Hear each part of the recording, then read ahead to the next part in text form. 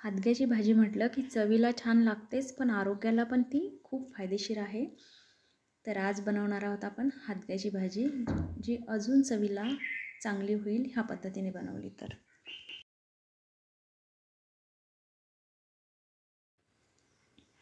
भाजी बनवण्यासाठी आपण घेतलेले आहेत इथे हादग्याची 250 ग्रॅम फुलं.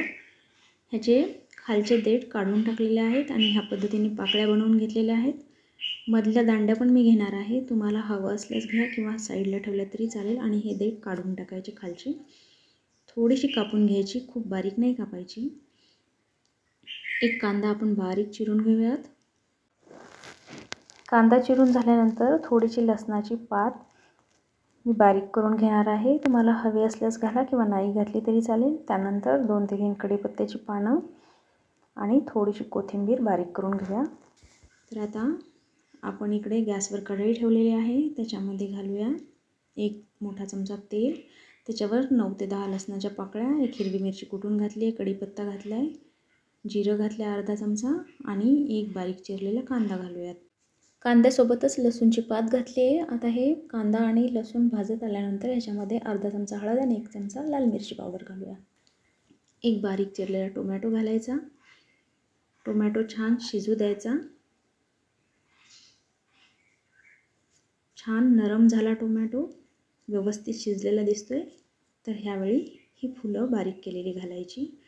टोमॅटो कच्चा असताना ही फुलं जर घातली बारीक केलेली तर भाजीची चव एवढी छान येत नाही. त्याच्यामुळे टोमॅटोला आधी शिजू द्यायचं छान आणि मग ही फुलं घालायची. साधारण 1 ते 2 मिनटं झाले की छान शिजलेत आपली ही फुलं आणि भाजी. तर ह्याच्यामध्ये 2 चमचे शेंगदाण्याचं कूट घातलं आहे मी आणि 2 चमचे डाळीचं पीठ म्हणजेच बेसन घातलं आहे. आता हे व्यवस्थित मिक्स करायचं. 1 चमचा मीठसुद्धा घातलं आहे आणि आता गॅसची फ्लेम मध्यम टू लो ठेवायची आणि 2 मिनटं वाफ काढून घ्यायची.